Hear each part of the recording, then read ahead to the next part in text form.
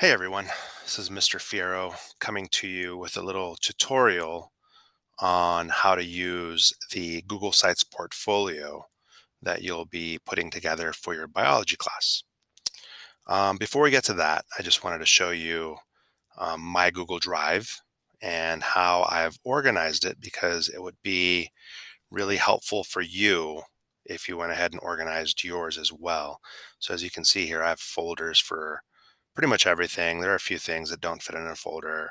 There's a picture of me when I was a firefighter at a hazmat call. Um, so anyway, here is how I've organized things. Okay, now to your portfolio, the way that you're going to get to it originally is there's going to be a link that I will make live here in your Google Classroom. Okay, right now it is still a draft because I have not published it.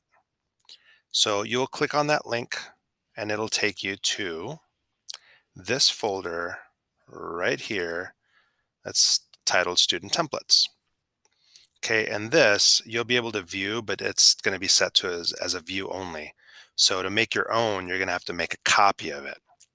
So the way that I would do that is I'm going to right click on it and I'm going to say make a copy.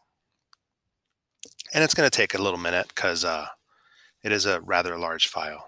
Okay, so there's our copy. The next thing that you're going to want to do is you're going to want to move your copy into your folder or into your Google Drive. Okay, and I would recommend creating a folder that is called Portfolio or Learning Site, something along those lines so that you're able to find it very quickly. Okay, and to move it, all you do is, again, right click, move to, and you're going to click this little arrow to take you out of where you are. Okay, once you get to My Drive, it says up here, My Drive, you go down to your portfolio folder or whatever folder you called it, and you're going to say move. And it's going to say this, but don't worry about that. Just go ahead and move it. Okay, so now if I go back into my drive, I go into portfolio, there it is. Okay, so all you do then at that point is you open it up. And again, it's going to take just a little time. Okay, and it should take you to the home page. Okay, so your first task is going to be to change some of this information so that it is about you. Okay, so first of all, this is no longer a copy, this one's yours. Okay, so as you guys have heard already, I have two sections of fifth period going on at the same time, but to make it simple, we'll just call it all period 5. Okay, so what you're going to do here is you're going to go last name first, first name second, and then your period. Okay, so what you can do is, so I am Mr. Fiero, and I am in period 5. Okay, and then here again, just highlight it, change it to your name. And there you go. And just like that, this changes from it saying your name to saying your actual name. Well, there you go. So as you can see here, it's biology learning site. You can call it biology portfolio. So I'm okay if you change this part to say portfolio. It's up to you. Just make sure that it's standard. I'm also okay with you changing the picture in the background. Okay, so you can change the image there. So if you find something that's biology related and appropriate, you can do that. I'm also okay with you leaving it the way it is. Okay, so one of your first assignments is going to be to change this About Me piece of the website. So this is on your home page. Okay, tell me about yourself. Okay, so who you are, what your interests are, what do you like about biology, what do you already know, some things that you're maybe hoping to learn. Okay, another thing I would like is a picture of you right here. Okay, so please add that picture. And then here's just a little um, mini tutorial on how to navigate stuff at the top. Okay, so once you've done this, you've done this, you've done this, And even before you do this, it's okay as long as you've done this and this. I want you to go ahead and hit publish. Okay, because what that will do is it'll publish your website to the world. And here I would like for the web address at the bottom. So here I would just like for it to stay as your name. So for me, it's Mr. Fierro, right? So for you, it'll be your name. Okay. So then you'd hit publish. One of the things that I'll share with you on Google Classroom is a spreadsheet that I'll be making, and it'll have your name on it. And then I would like for you to give me the link to your website once you have published it. Okay, so all you do is right click, or actually, I'm sorry, you just click on it, copy link, and then you insert it into that spreadsheet. Anytime you do any kind of work on your portfolio, you're going to have to hit this publish button. See, and right now there are no changes to review. So you can go back. But I would like for you to make sure you publish it after you make any changes. Okay, now as far as what we're going to be doing with it in class, let me show you that as well. So the very first thing that we're going to do is up here, you have your little menu, right? One of the sub pages is Unit 1. So our very first unit title is Science Literacy and Scientific Writing. And again, I'm okay with you changing this image. Just make sure it's appropriate and applicable to biology. I will be giving you our unit essential questions. Those are the questions that we hope to be able to answer by the end of the unit.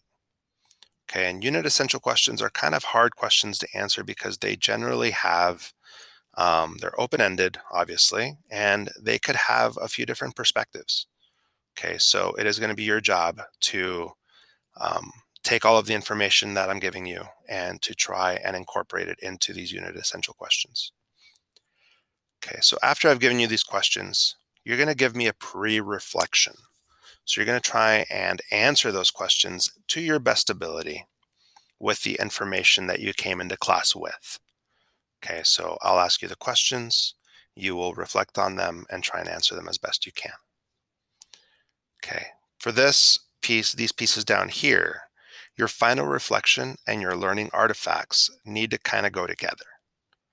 Okay, because your artifacts are what you're using as your evidence to justify your reflection.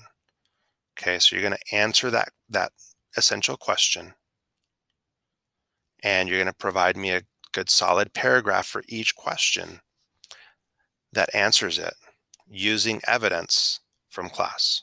Okay, you can also do outside research. I'm okay with that. Okay, but you're going to have to just answer these questions up here, paragraph each, as best you can.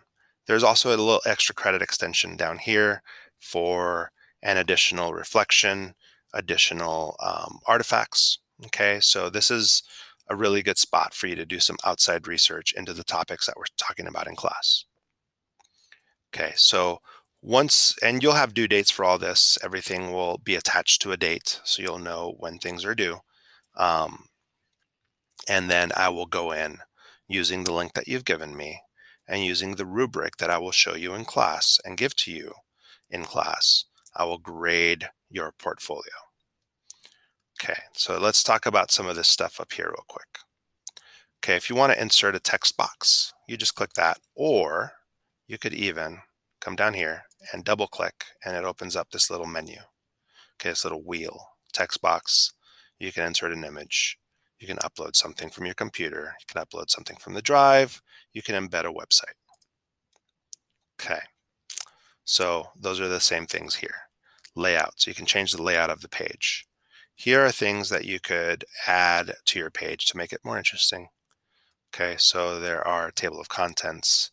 You can add an image carousel where it'll kind of rotate through images, a button, a divider.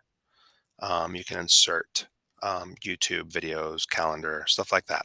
Okay, so this is the insert tab. Pages. This is where you can insert additional pages as needed. Okay, we have created this template to be pretty comprehensive, so you shouldn't have to add any pages to quarter 1 or quarter 3. Okay, so kind of just leave it as it is. Okay, one thing you could do though, if you'd like, is to add an additional page for yourself. You could add a blog page where you, I don't know, talk about the stuff in biology that we're learning and kind of blog about it. A vlog page. I mean, it's up to you. But the way you would do it is you'd click on home and then you hit the plus button and it'll create a new page and it'll be up here in the menu. Okay.